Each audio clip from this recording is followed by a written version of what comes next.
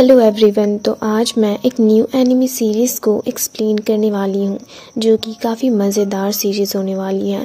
तो एपिसोड की शुरुआत में हमें माउंटेन्स का सीन दिखाया जाता है जहाँ पर हम एक बड़ी सी ड्रैगन को देखते हैं। फिर नेक्स्ट सीन में हमें एक अलग ही जगह का सीन दिखाया जाता है जहाँ पर चारों तरफ बिजलियाँ चमक रही होती है और वहीं एक स्पिरिचुअल प्लेटफॉर्म के ऊपर हम शू बेई होंग नाम के एक बंदे को एल्फ निर्वाणा पील रिफाइन करते हुए देखते हैं। और ये बंदा कौन है ये हमें आगे के एपिसोड्स में पता चलेगा। वहीं बेई होंग जिस पील को रिफाइन कर रहा होता है उससे लगातार एक स्ट्रॉन्ग एनर्जी रिलीज हो रही होती है, पर उस एल्फ निर्वाणा पील को बनाने में बेई होंग की काफ़ी ज़्यादा एनर्जी लग रही होती है जिससे वो थोड़ा सा वीक भी हो जाता है, पर फिर भी वो हार नहीं मानता और उस पील को रिफाइन करने की कोशिश करने लगता है। तभी वहाँ पर रूशिंग नाम की लड़की आती है और इससे कहती है बेई होंग हार मान लो, तुम एल्फ निर्वाणा पील को रिफाइन नहीं कर सकते। जिसे सुनकर बेई होंग उससे कहता है रूशिंग तुम यहाँ क्या कर रही हो। तो वो उससे कहती है ऑफ कोर्स मैं तुम्हें यहाँ पर मारने आई हूँ। जिसे सुनकर बेई होंग उससे कहता है तुम मुझे लेकर इतनी पोजेस्ड क्यों। तो रूशिंग उससे कहती है इस दुनिया में बस मैं ही ट्रू मैजिक एलिक्सर को रिफाइन कर सकती हूँ, इसलिए मैं इस पूरे एंशिएंट मेडिसिन कॉन्टिनेंट में नंबर 1 एल्केमिस्ट हूँ। तो मैं इतनी आसानी से तुम्हें मुझसे आगे कैसे जाने दे सकती हूँ। जिसे सुनकर बेई होंग उससे कहता है रूशिंग तुम्हें पता है मैंने अपना सब कुछ इस एल्फ निर्वाणा पील को रिफाइन करने में खर्च कर दिया है, तो आखिर मैं तुम्हें ऐसे कैसे ये दे सकता हूँ। तो रूशिंग उससे एक मैजिकल फायर दिखाते हुए कहती है हो गया तुम्हारा, और अगर तुम्हारी बकवास अब खत्म हो गई तो मैं तुम्हें तुम्हारे घर भेज देती हूँ। और ये कहते हुए वो अपनी पावर्स को शो करते हुए ऊपर की ओर जाने लगती है। जिसे देख बेई होंग चौंक कर कहता है ताइचू डिवाइन फायर लिस्ट के 2nd रैंक पर है, तो ये तुम्हारे पास कैसे आया। तो रूशिंग उससे काफी एरोगेंटली कहती है अब तुम मरने वाले हो तो तुम्हें ये सब जानने की कोई जरूरत नहीं है। और ये कहकर वो बेई होंग पर काफी पावरफुली अटैक कर देती है, पर वो उसके अटैक से बचकर आगे जाते हुए कहता है इस दुनिया में मेरे अलावा मुझे और कोई नहीं मार सकता। और ये सब कहने के बाद वो खुद भी उस रिफाइनिंग फर्नेस के अंदर चला जाता है जिससे उसके अंदर से लगातार एक स्ट्रॉन्ग ऑरा रिलीज होने लगती है। जिसके बाद हम बेई होंग को रिफाइनिंग फर्नेस के अंदर देखते हैं जो अपनी सारी पावर्स का यूज करके एल्फ निर्वाणा पील को रिफाइन कर ही लेता है। ये देख रूशिंग को काफी ज्यादा गुस्सा आता है। वहीं उसके ऐसा करने के कारण वहां के माउंटेन्स टूटकर नीचे गिरने लगते हैं। और फिर हमें अगली सुबह लान हुओ मार्शल पैलेस का सीन दिखाया जाता है जहां के मास्टर यान ही सारे रेसिपल्स को मार्शल आर्ट्स के बारे में बता रहे होते हैं कि मार्शल आर्ट्स को हासिल करने का कोई शॉर्टकट्स नहीं होता, और अगर तुम सबको एक पावरफुल वॉरियर बनना है तो तुम्हें कॉन्सेंट्रेट करके कल्टीवेट करना होगा और साथ ही हार्ड वर्क भी करनी होगी। वहीं हम 2 डिसिपल्स को देखते हैं जो हमारे मेन ले शू बाई तियान को देख उसके बारे में ही बातें कर रही होती है। वहीं शू बाई तियान मास्टर यान ये की बातें को काफी गौर से सुन रहा होता है और सोचते हुए कहता है कि चाहे कुछ भी हो जाए मैं अपने मार्शल आर्ट्स को अवेक करके एक पावरफुल वॉरियर बनकर रहूंगा।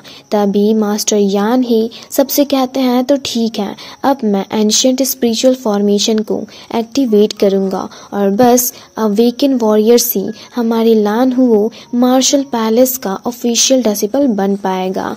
और जिसके पास अवेकन मार्शल आर्ट्स और जो उसके ऊपर के परफेक्चर लेवल में होंगे वो डायरेक्टली एकेडमी में प्रैक्टिस करने के लिए जा सकते हैं। और इस बार हाईएस्ट मार्शल आर्ट्स टैलेंट वाले कल्टीवेटर को रिवॉर्ड के तौर पर वॉइड स्पिरिट पिल मिलेगी।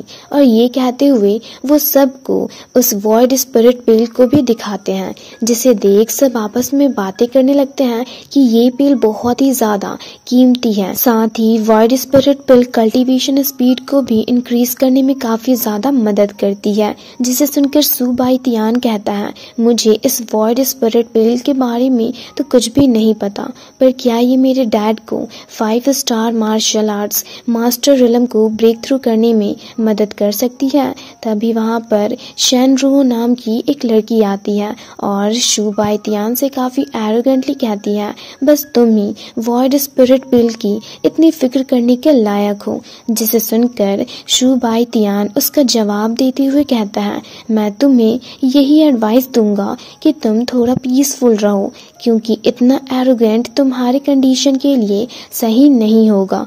जिसे सुनकर शेन रू का साइड लेते हुए मुहान नाम का एक बंदा शू बाई तियान को काफी बुरा भला कहता है और उससे धमकी देने लगता है कि मेरी मो फैमिली जल्दी ही तुम्हारी सू फैमिली को रिप्लेस कर देगी।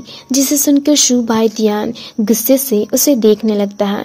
तभी दो डिसिपल्स शू बाई तियान की साइड लेते हुए उन दोनों से कहते हैं, शेन रू, मुहान, शू बाई तियान से तुम्हारी कोई दुश्मनी नहीं है, तो आखिर तुम उससे इस तरह से जलील क्यों कर रहे हो। और साथ ही वो दोनों उन्हें अच्छा जवाब भी देती है और बाई तियान को उन्हें इग्नोर करने को कहती है और उससे ये भी कहती है कि चाहे कुछ भी हो जाए हम तुम्हें ही हमेशा सपोर्ट करेंगे। जिसे सुनकर शेन रू को काफी ज्यादा गुस्सा आता है और वो पास्ट के बारे में सोचने लगती है। जब वो शू बाई तियान को प्रपोज करने गई थी तो वो किस तरह से उसकी पूरी बात ना सुनकर उसे इग्नोर करके वहां से चला गया था। ये देख कुछ बंदे उसका मजाक भी उड़ाने लगते हैं, जिसे याद करके शेन रू को काफी ज्यादा गुस्सा आता है और वो शू बाई तियान का मजाक उड़ाते हुए उससे कहती है, क्या तुम हमेशा वुमेन्स पर ही डिपेंड करते हो। जिसे सुनकर शू बाई तियान भी उसकी काफी इंसल्ट करता है, जिसे सुनकर शेन रू को काफी ज्यादा गुस्सा आता है। तभी मास्टर यान है उनसे कहते हैं, तुम लोग यूं किस बात पर बहस कर रहे हो। जिसे सुनकर शू बाई तियान उनसे कहता है, हम तो बस कम्पीट कर रहे थे कि हम में से स्ट्रांग कौन है, और जब मैंने कहा मैं स्ट्रांग हूँ तो उन्हें मेरी बातों पर यकीन नहीं हुआ। जिसे सुनकर मास्टर यान है उससे कहते हैं, शू बाई तियान, मैंने सुना कुछ दिनों पहले तुम इंजर्ड हो गए थे, क्या तुम्हें पता है उससे तुम्हारी मेरिडियंस भी डैमेज हुई है और इस सिचुएशन में मार्शल आर्ट्स अवेकनिंग तुम्हारे लिए डिफिकल्ट हो सकती है। वहीं उनकी बातें सुनकर मुहान काफी ज्यादा खुश हो रहा होता है। तभी शू बाई तियान उनसे कहता है, मास्टर मेरी इतनी फिक्र करने के लिए थैंक्स, पर मेरी मेरिडियंस जो डैमेज हुई थी वो ऑलमोस्ट ठीक हो गई है, इसलिए सबसे पहले मैं ही अपनी मार्शल आर्ट्स को अवेकन करना चाहता हूँ। जिसे सुनकर मास्टर यान है उससे कहते हैं, अब जब तुम इतने कॉन्फिडेंट हो तो मार्शल आर्ट्स अवेकनिंग को तुम ही से स्टार्ट करते हैं। जिसे सुनकर शू बाई तियान उन्हें देखने लगता है और हम देखते हैं कि मास्टर यान है की बातें सुनकर शू बाई तियान उन्हें ग्रीट करता है तो कुछ डिसिपल्स उसके लिए काफी खुश होती है और कहती है, शू बाई तियान हम तुम्हें ही सपोर्ट करेंगे। वहीं दूसरी तरफ हम रानशु नाम की एक लड़की को माउंटेन के ऊपर खड़ा देखते हैं, जहां उसकी सर्वेंट मोशन उससे कहती है, मिस मैंने सोचा नहीं था कि आपका फियांसे इतना पॉपुलर होगा। तो रानशु उससे कहती है, मुझे उसके टैलेंट में कोई भी इंटरेस्ट नहीं है, मैं तो यहाँ पर आज उसके साथ एक डील करने आई हूँ। दरअसल रानशु का फियांसे और कोई नहीं बल्कि शू बाई तियान होता है। वहीं दूसरी तरफ हम देखते हैं शू बाई तियान अपनी मार्शल आर्ट्स अवेकनिंग के लिए स्टेज की ओर जा रहा होता है तो उसे देख मुहान सोचते हुए कहता है, चाहे तुम कुछ भी कर लो, मेरी मो फैमिली तुम्हारी शू फैमिली को रिप्लेस जरूर कर देगी इस बार के फैमिली कंपटीशन में। वहीं दूसरी तरफ मास्टर यान ही शू बाई तियान को इंस्ट्रक्शंस देते हैं तो वो बैठकर अपनी पावर्स का यूज करके मार्शल आर्ट्स अवेकनिंग को स्टार्ट कर देता है और एक मैजिकल फॉर्मेशन एरी को एक्टिवेट करता है, जिसे देख सब चौंक कर कहते हैं, फायर मार्शल आर्ट्स। वहीं दूसरी तरफ शू बाई तियान के मैजिकल फॉर्मेशन एरी से लगातार एक स्ट्रॉन्ग ऑरा रिलीज होने लगती है, जिसके कारण उसके उसके हार्ट में पेन होने लगता है। ये देख मास्टर यान है चौंक जाते हैं। वहीं उसकी ऐसी हालत देख मुहान और शेनरुओ काफी खुश हो रहे होते हैं,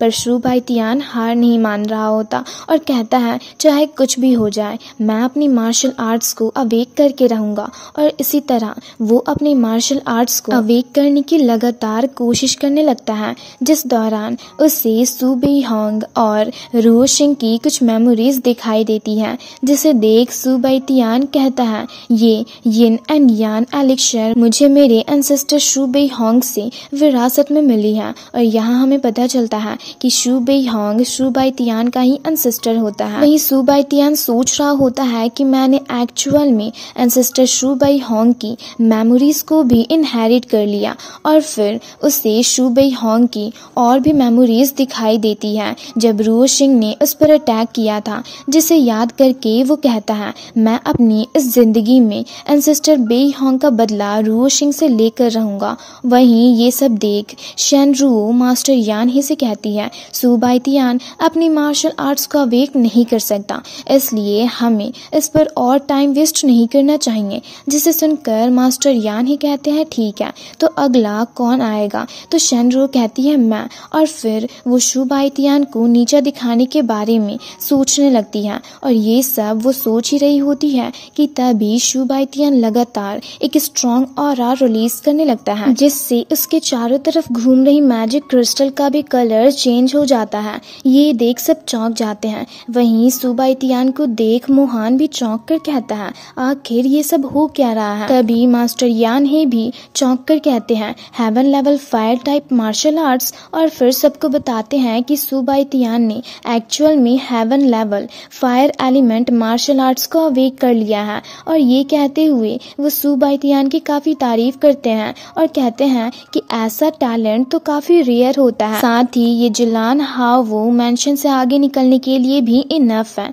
जिसे सुनकर शेनरुओ के पैरों तले जमीन खिसक जाती है और वो गुस्से से कहती है नहीं ये नहीं हो सकता। वहीं कुछ लड़कियां शू बाइतियान के लिए काफी खुश होती है और चीयर भी कर रही होती है। तभी शू बाइतियान फिर से एक ब्लू एनर्जी को रिलीज करता है। ये देख सब चौंक कर कहती हैं अब ये क्या हो रहा है? Magic crystal blue light colour में चेंज कैसे हो गई? वहीं ये देख मास्टर यान हे भी चौंक कर कहते हैं ये तो सच में जीनियस है, इसने एक्चुअल में fire and ice dual element heaven level martial arts को अवेक कर लिया है। वहीं ये देख मोशन भी काफी हैरान होकर कहती है ये तो सच में काफी मजेदार है, मैंने सोचा नहीं था कि मिस ये बिल्कुल आपके जैसा होगा और इसके पास भी ड्यूअल मैजिकल एलिमेंट होगी। वहीं दूसरी तरफ शू बाइतियान खड़ा होकर मास्टर यान ही से कहता है अब तो जरूर मुझे ही इस मार्शल आर्ट्स अवेकनिंग में सबसे स्ट्रांग कल्टीवेटर होना चाहिए।